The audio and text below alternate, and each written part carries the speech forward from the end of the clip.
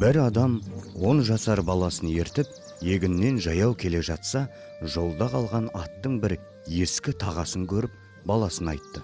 Анау тағаны балам ала жүр. Сынып қалған ескі тағаны алып не қылайын? Әкесі үндемеді.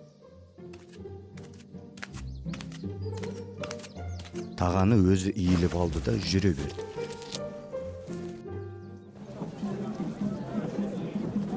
Қаланың шетінде темірші ұсталар бар екен.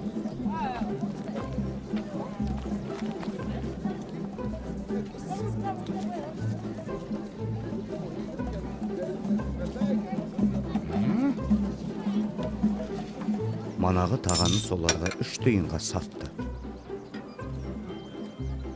Одан біраз жер өткен соң, шие сатып отырғандардан ол 3 тиынға бір талай шие сатып алды.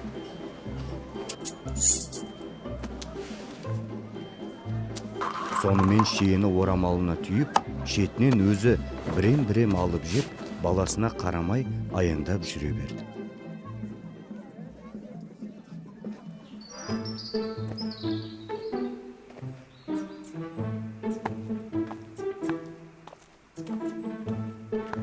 Біраз жер өткен соң, әкесінің қолынан бір шие жерге түседі.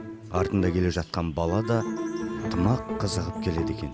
Жерге түскен шиені жалма-жан жерден алып аузына салады.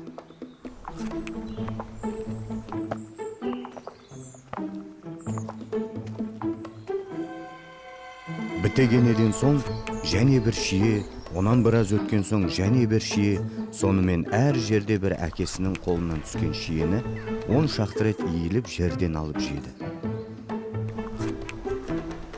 Ең соңында әкесі тоқтап тұрып айтты. Көрдің бе? Мана тағаны жамансынып жерден бір ғана иіліп көтеріп алуға еріндің. Енді сол таға қалған шиенің жерге түскенін аламын деп, бір еңкеюдің орнына 10 еңкейдің. Мұнан бұлай есіңде болсын. Аз жұмыста қиынсынсаң, көп жұмысқа тап боласың. Азға қанағат ете білмесең, көптен де құр боласың.